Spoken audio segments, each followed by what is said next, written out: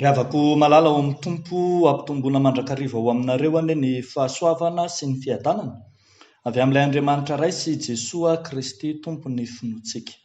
Amen. Hivavaka isika. Misaotra sy mankalaza anao indray izay Andriamanitro noho ny amin'ity andro ity izay hiainonay ny teninao, ilay teny fiainana, teny sarobidy, teny izay omenao anay isan'andro, anambara ny sitraponao aminay. Koa isaoranay sy ankalazanay ny anaranao noho ny fitondranao anay tsiraray avy. Ankehitriny ary dia mielo ava Tompo amin'ny alalan'ny fanenao masina aty anatinay andrenesanay ny teny izay ambaranao aminay. Amin'ny anaran'i Jesosy Kristy no anaovanay izany vavaka izany. Amen. Ny mofinaina voalahatra ho antsika anio ry havana dia ny mpanjaka voalohany 7:17, ny 17 hatramin'ny 9:40. Mpanjaka voalohany 7:17, 17 hatramin'ny 9:40. Vakina amin'ny anaran'ny Tompo manao hoe: ary noho ny ela dia ritra ny renirano noho ny tsy fisian'ny ranonorana tamin'ny tany. Ary ny tenin'i Jehovah tonga taminy ka nanao hoe: miangaka mankanesa ny Zarefata izay naman'i Sidona, ary mitoerany fa indro misy vehivavy mpitondra tena any izay notendreko hamelona anao. Dia niainga izy ka nakany Zarefata, ary noho ny mbity eo ambavadin'ny tanàna izy, dia indro nisy vehivavy mpitondra tena nanangona kitay hazo teo, ary niantso azy Eli ka nanao hoe: masina ianao, hitondray rano kely amin'ny fisotroana aho mba hosotroko. Ary noho ny lasa naka raha vehivavy dia niantso azy Eli ka nanao hoe: masina ianao, hitondray mofo kely koa eny an-tanànao aho. Fa ho raha vehivavy, raha velona koa Jehovah Andriamanitrao, tsy manana mofo na dia iray akory aza aho. Fa koba kely eran'ny tanan'ila ao amin'ny barika sy diloilo kely foana ao amin'ny tavoara, ary maka tapa-kazo 2 aho zao ka hiditra namboatra ireo ho annay mianaka, dia ho faty izahay. Fa hoy Eli taminy: aza matahotra, fa andeha miditra ka manaova arak'izany lazainao izany, nefa anaovo mofo kely ihany aho aloha, ka ento ety amiko, ary rehefa izany dia vao manaova ho anao sy ny zanakao. Fa izao no lazain'i Jehovah Andriamanitry ny Israely: tsy ho lany ny koba ao amin'ny barika, ary tsy ho ritra ny diloilo ao amin'ny tavoara mandra-piavin'ny andro handatsahan'i Jehovah ranonorana amin'ny tany. Dia nandeha raha vehivavy ka nanao araka ny tenin'i Elia, ary izy sy raha vehivavy mba amin'ny ankonany dia nanankoanina elaela ihany, nefa tsy lany ny koba tao amin'ny barika, ary tsy ritra ny diloilo tao amin'ny tavoara, araka ny tenin'i Jehovah izay nampilazainy any Elia. Ray Masino, manamasinanay amin'ny fahamarinana, ny teninao no fahamarinana.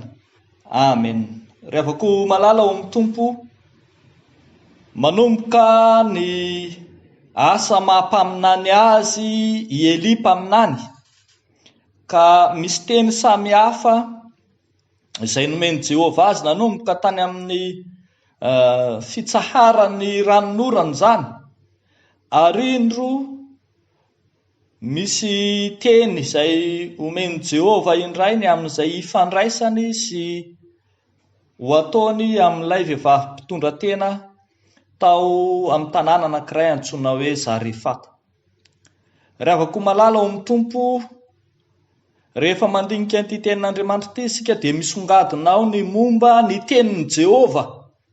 Ny tenin'i Jehovah voalohany dia maniraka anao amin'ny tany ritra, maniraka anao any amin'ny tany ritra. Eo amin'ny 17, 19, 19 dia hitantsika tsara zany fa rehefa nitsahatra tsy nisy orana intsony ny tany dia nalay renirano izay nisotrony Eli mpaminany tany Jordana aza, tany Kerita aza, dia ritra. Ka indro izy mandray ny tenin'i Jehova maniraka azy ho any amin'ilay vehivavy mpitondra tena any Zarefata. Zavatra mahagaga antsika ry havako dia ny hoe ny tany maina, ny rano ritra, nefa Jehova, ny tenin'i Jehova dia maniraka any Elia ho any amina mpitondra tena izay tsisy ho antenaina akory, mpitondra tena izay manamafy aza ny fahamainan'ny tany izay efa nambara teo. Ambara fa any no anorahan'Andriamanitra azy, any no hamelona azy. Ry havako malala ao amin'ny tompo, miariary eto ny tenin'i Jehova fa maniraka aminao tsy amin'izay tianao fa amin'izay anorahan'i Jehova anao. Any amin'ny mpitondra tena io mihitsy no nanorahana any Eli mpaminany. Ary dia hitantsika tsara eo amin'ny 19 dia hoy ny voalaza hoe dia niainga izy ka nakany Zarefata. Hitantsika eo ny anjara toerana lehibe ny antsoina hoe fankatoavana tsy misy fepetra, satria maniraka anao ho any amin'izay ritra Andriamanitra, ao amin'ny tany karankaina, ao amin'ny tany tsy misy rano, ao amin'izay misy mosary no anorahan'i Jehova anao. Mampatsiaro antsika ny vanim-potoana misy ankehitriny, eo anatrehan'ny toe-javatra iainantsika ankehitriny, misy ny mosary, misy ny kere, maina ny andro, fa amin'izany toeran'izany indrindra no anorahan'i Jehova anao mpanompon'Andriamanitra. Tsy handeha any amin'izay tianao na izay safidin'ny fonao manokana, fa handeha any amin'izay hanorahan'i Jehova anao. Sika tsiraray avy izao ry havana dia nandray iraka manokana avy amin'Andriamanitra, nandray iraka manokana hijery ny karazana tany maina, tany ritra izay ho alehantsika. Misy ritra noho ny amin'ny fahamainan'ny orana, ny fitsaharan'ny orana. Misy ritra ara-tsosialy ka tapaka ny fifandraisana eo amin'ny fiarahamonina. Misy ny ritra ara-tokantrano ka mikorotana ambony ambany ny ao an-tokantrano. Misy ritra any anivon'ny fiangonana hanorahan'ny tompo antsika noho ny amin'ny fahamainan'ny fiainan'ny fiangonana tsy misy intsony ny aina izay mampiodina azy. Any amin'izany no anorahan'i Jehova antsika ry havako. Samy miaino ny feon'Andriamanitra ny amin'ny iraka manokana nomeny antsika, hijery manokana ireo toerana samihafa izay manana hetaheta mila vonjy.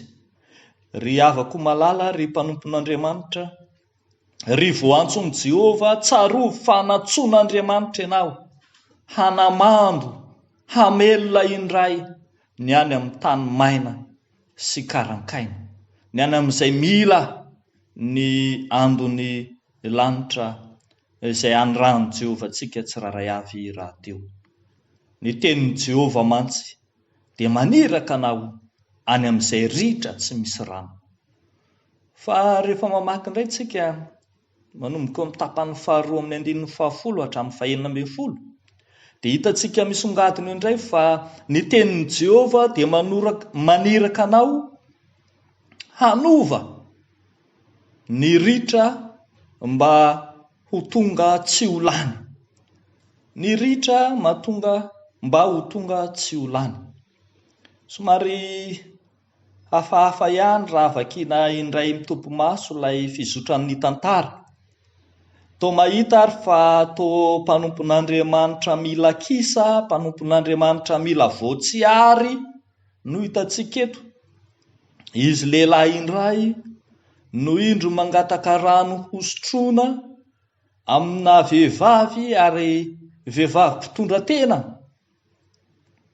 Fa rehefa mba vonona ilay vehivavy mpitondra tena hanome rano azy dia nampino ny fangatahany hoe mba hampio mofo kely koa.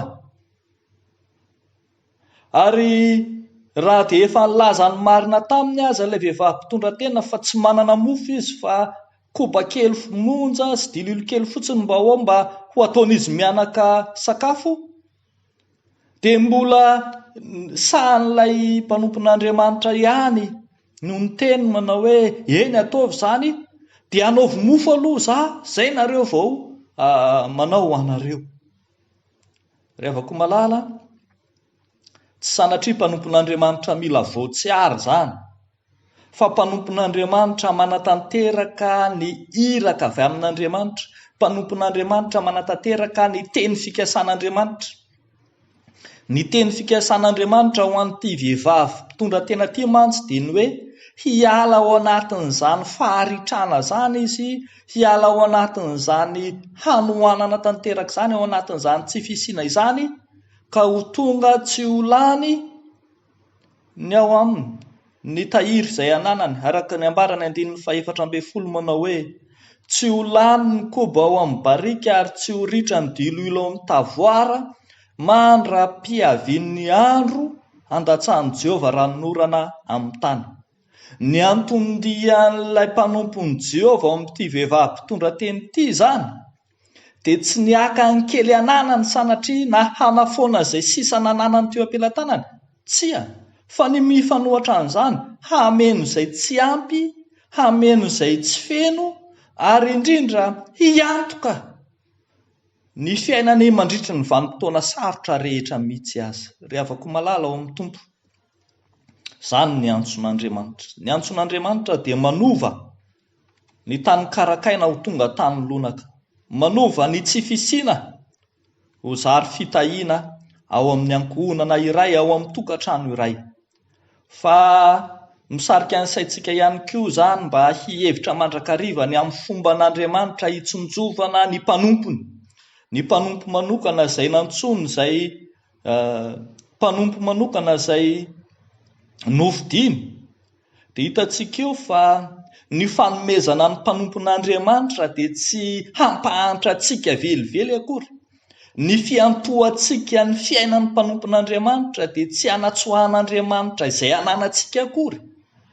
Ny fiantohantsika izay ampy ho an'ny mpanompon'Andriamanitra dia tsy hampahakizy farantsika akory, fa mifanohatra amin'izany aza hiantohan'Andriamanitra ny hoavinao sy ny fanahinao sy izay vanim-potoana sarotra rehetra hatrehanao mihitsy aza.